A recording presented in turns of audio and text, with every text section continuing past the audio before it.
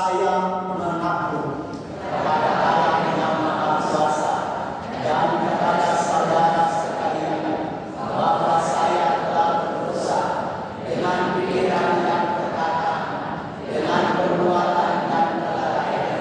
Saya berdosa, saya sungguh berdosa. Oleh sebab itu saya mohon kepada Sang Bapa Maria, kepada para malaikat dan orang kudus, dan kepada saudara sekalian, supaya mendoakan saya pada Allah Tuhan kita. Semoga Allah yang Maha Kuasa mengasihani kita, mengampuni dosa-dosa kita, dan mengantar kita semua masuk dalam hidup yang kekal. Amin. Tuhan, kasihanilah kami. Kristus, kasihanilah kami. Tuhan, kasihanilah kami. Marilah kita berdoa. Allah Bapa penguasa semesta alam, Engkau memimpin kami dengan kasih dan kerahiman-Mu. Curahkanlah Roh Kudus-Mu atas umat-Mu pada malam ini, agar kami semua dapat hidup di dalam kasih dan kedamaian. Bimbinglah kami dengan Roh-Mu yang kudus, agar kami mampu melaksanakan semua perbuatan-perbuatan baik dengan hati yang tulus ikhlas. Semoga dengan demikian kami semua hidup di dalam kasih persaudaraan, dan kami semua bersatu satu sama lain sebagai umat-Mu. Demi Yesus Kristus Putra-Mu Tuhan kami, yang bersama dengan Dikau ya Bapa dalam persatuan dengan Roh Kudus Allah sepanjang segala masa. Amin. Silakan duduk. Kita buka hati mendengarkan firman. Bacaan dari surat Rasul Paulus kepada Timotius. Saudara terkasih, ingatkanlah semua orang agar tunduk pada pemerintah dan para penguasa. Hendaklah mereka taat dan siap sedia melakukan setiap pekerjaan yang baik. Janganlah mereka memfitnah dan bertengkar. Hendaklah mereka selalu ramah dan bersikap lemah lembut terhadap semua orang. Sebab dahulu kita juga hidup dalam kejahilan, tidak taat, sesat, menjadi hamba berbagai-bagai nafsu dan keinginan, hidup dalam kejahatan dan kedengkian, keji dan saling membenci. Tetapi ketika telah nyata kerahiman dan kasih Allah serta juru selamat kita kepada manusia, maka kita diselamatkan olehnya. Hal itu terjadi bukan karena perbuatan baik yang telah kita lakukan, melainkan karena rahmat, berkat pemandian kelahiran kembali dan berkat pembaharuan yang dikerjakan Roh Kudus, yang sudah dilimpahkannya kepada kita lantaran Yesus Kristus, Juru Selamat kita. Dengan demikian, kita sebagai orang yang dibenarkan oleh kasih karunia berhak menerima hidup yang kekal sesuai dengan pengharapan kita. Demikianlah sabda Tuhan. Syukur kepada Allah.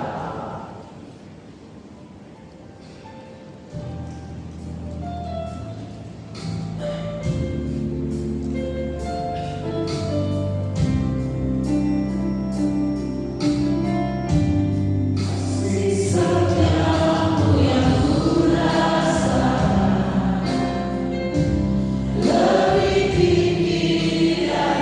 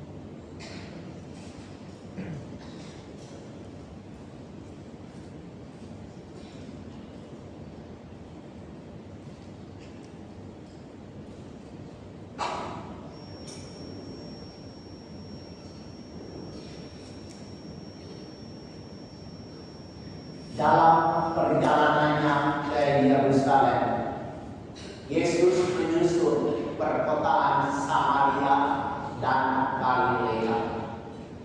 Ketika ia memasuki suatu desa, datanglah 10 orang kusta menemui dia. Mereka tinggal berdiri agak jauh dan berteriak, "Yesus, Guru, kasihanilah kami."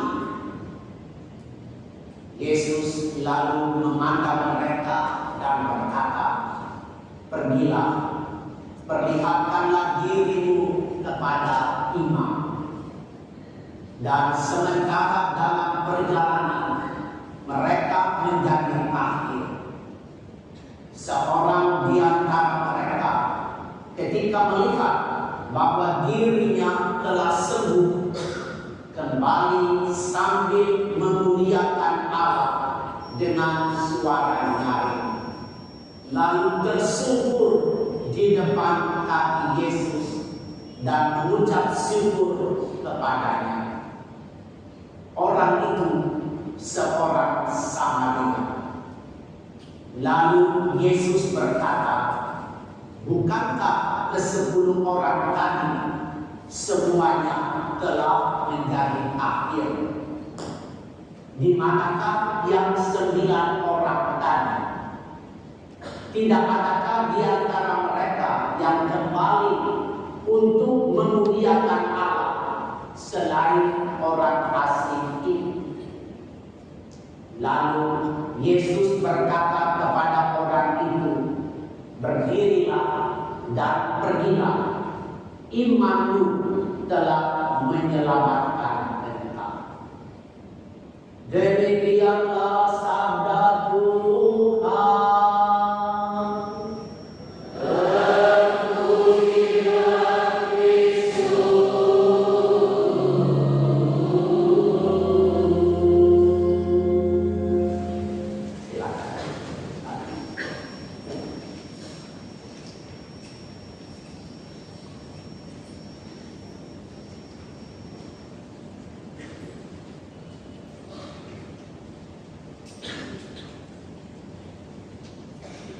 Ibu-ibu, bapak-bapak, anak-anak, orang-orang muda, para sahabat-sahabat Tuhan yang malam ini dengan penuh sukacita mengikuti acara dari Persekutuan Doa Karismatik Katolik Golgota, dan pada malam ini semua menantikan hati kita supaya kita sungguh menikmati rahmat ilahi mengalir dalam seluruh kehidupan kita masing-masing. Sebab hati kita terbuka untuk menerima kasih dari Tuhan Yesus. Malam ini dengan pendek kita akan coba melihat bagaimana cara supaya kita melakukan perbuatan-perbuatan baik dengan hati yang tulus. Ibu bapak, saudara-saudara, pertama saya ajak kita dulu untuk bersama-sama melihat apa itu perbuatan baik. Apa yang menjadi norma, menjadi patokan sehingga kita mengatakan perbuatan saya baik. Saya akan bertanya dulu kepada umat sekalian. Ada kalimat seperti begini.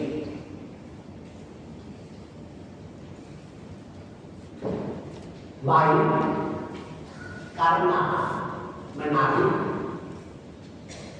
Saya ulang lagi. Baik karena menarik atau menarik karena baik. Ingat, saya ulang satu kali lagi kalimat ini. Apakah kalimat pertama baik karena menarik, dan kalimat kedua menarik karena baik? Ibu bapak pilih yang mana?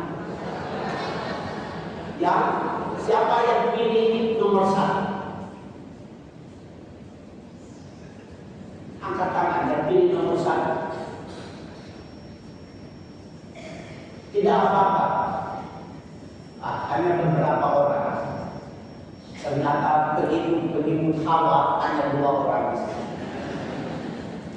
Semua pengikut yang benar, di jalan yang benar, yaitu kita tertarik, kita ingin melakukan itu sebab dia baik, itu baik. Bukan karena baik maka saya tertarik, ini salah. Berarti semuanya seperti Hawa melihat buah itu lalu dia makan. Tidak. Kita tertarik, kita menginginkan sesuatu karena baik. Pertanyaan kita, kenapa dia baik? Kenapa perbuatan itu baik? Di dalam bacaan pertama hari ini, Santo Paulus dalam suratnya kepada Titus menyebut beberapa hal yang baik. 1, taat. Yang kedua, siap sedia melakukan pekerjaan baik. Yang ketiga, ramah satu kepada yang lain. Dan yang keempat, Paulus menyatakan dalam surat kepada Titus, lemah lembut. Ini 4 perbuatan baik yang ditulis oleh Paulus kepada Titus. Dalam bacaan kemarin, misa kemarin, Paulus juga bicara kepada Titus, tetapi lebih terperinci. Paulus bicara kepada Titus supaya Titus sahabatnya itu mengingatkan 3 kelompok orang. Pertama, orang tua-tua. Supaya orang tua-tua itu semakin tua, dia harus menjadi orang terhormat, menjadi orang yang bijaksana. Siapa lansia-lansia ini? Ada 4 kelompok lansia orang tua. Ada lansia muda, itu umur 60. Siapa umur 60 di sini? Lansia muda, orang tua muda. 60 sampai 70 adalah lansia mania. Ada yang sudah 70 di sini. 80 itu lansia suntuk biasa. Ada 80 di sini dan 80 20 ke atas itu lansia bengkok. Lansia bengkok. Sedangkan badannya udah bengkok.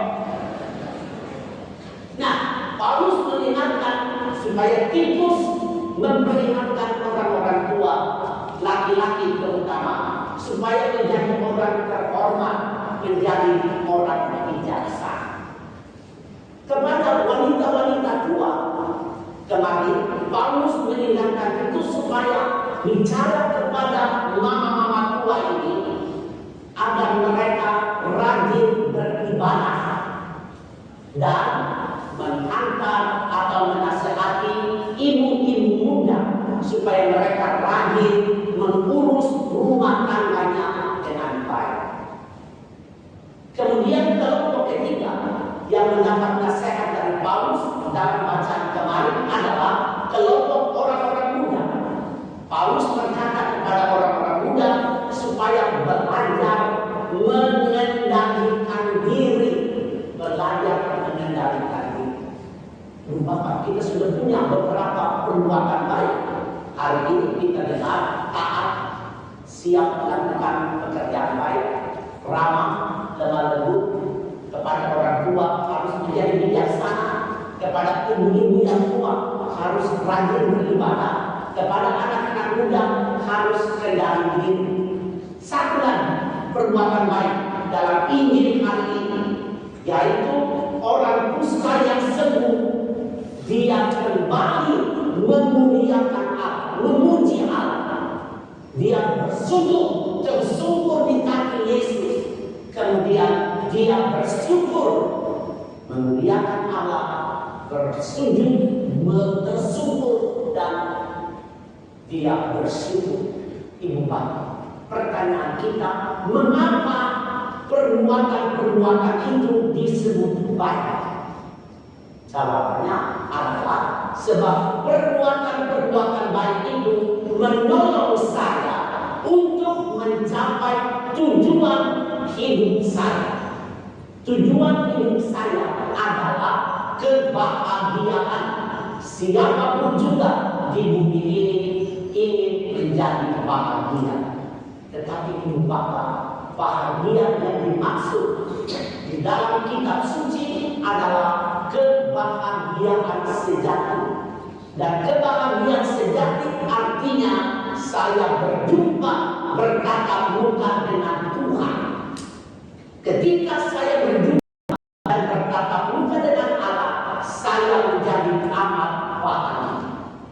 Ibu bapak, saudara-saudari, itulah tujuan hidup kita. Nah, perbuatan ini disebut baik jikalau dia menolong saya mencapai tujuan saya.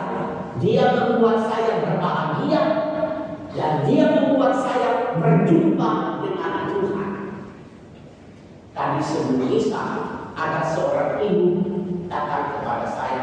Dia bilang, pastor, saya belum pernah mengikuti acara ini. Maaf, saya bagus. Belum pernah mengikuti acara ini, malam 1000 dolar. Tetapi saya sudah dengar cerita dan minggu lalu saya berdoa kepada Tuhan. Tuhan kasih tanda bahwa kalau engkau mengambil saya ikut malam 1000 doa itu, berilah tanda. Tiba-tiba suaminya ngomong kepada dia, bukankah hari ini ada malam 1000 doa? Kalau kamu mau pergi, silakan pergi.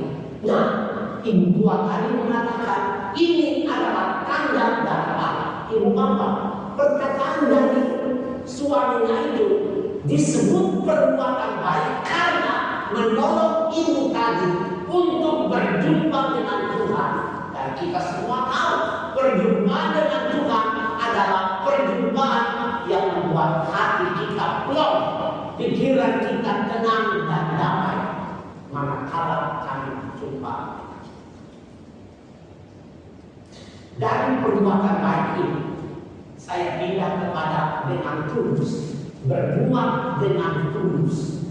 Perbuatan baik dibuat dengan tulus. Bagaimana caranya?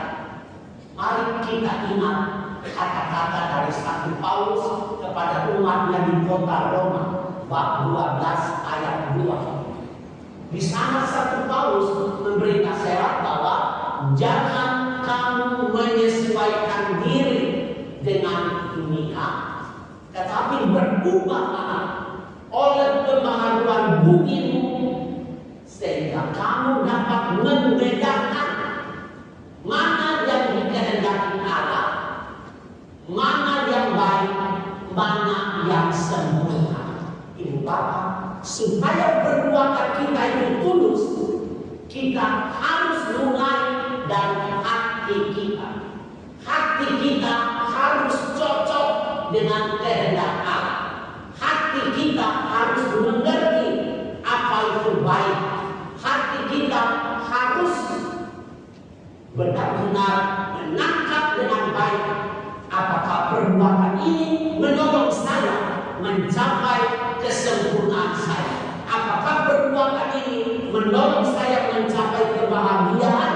Apakah perbuatan ini menolong saya berjumpa dengan Tuhan? Hati, mulai dari hati. Dan saya ajak ibu-ibu, bapak-bapak malam ini ingat Mazmur 139 ayat 23 dan 24. Di sana pemazmur berdoa begini kepada Tuhan, ya Tuhan, selidikilah hati, kenallah pikiran-pikiranku. Ya Tuhan, ajublah hatiku, dan kenallah, selidikilah, kenallah hatiku ini. Beritahu kepadaku apakah saya berada di jalan yang serong atau di jalan yang lurus. Tuntunlah aku ke hidup yang kekal. Mazmur 23 minta kepada Tuhan untuk menyelidiki hati kita, menguji hati kita. Perbuatan baik kita tulus jikalau hati kita bersih, hati kita murni. Dari hati yang tulus itu akan keluar kata-kata yang baik. Dari kata-kata yang baik akan lahir perbuatan-perbuatan baik. Dan dari perbuatan-perbuatan baik akan lahir kebiasaan-kebiasaan baik. Dan dari kebiasaan-kebiasaan baik akan lahir karakter-karakter yang baik. Jadi ibu bapak saudara-saudara, supaya perbuatan baik itu tulus, dia harus mulai dari hati. Ingat, Tuhan Yesus bersabda dalam Injil Markus bab 7 ayat 20. Tuhan Yesus berkata begini, apa yang masuk itu tidak najis, tetapi yang keluar dari hati itu menajiskan. Karena apa? Di dalam hati manusia merancang perbuatan-perbuatan jahat. Di dalam hati manusia merancang hawa nafsu. Di dalam hati manusia merancang keinginan-keinginan buruk. Nah, ibu bapak, hati kita harus bersih. Dari hati yang bersih itu, kata-kata akan bersih juga. Kata-kata yang bersih akan melahirkan kelakuan yang bersih dan baik.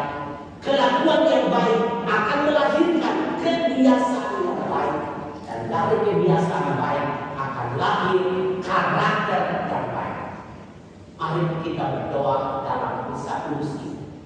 Kita minta Roh Kudus, Roh dari Yesus Kristus, Roh dari Bapa dan Putra menuntun kita. Semua kita pada malam ini, supaya hati kita itu selalu cenderung kepada hal-hal yang baik. Hati kita tertarik kepada sesuatu karena itu baik. Syukur itu baik, memuliakan Tuhan itu baik, taat itu baik, setia itu baik, adil itu baik, jujur itu baik, berkata benar itu baik, berusaha menjadi kudus itu baik.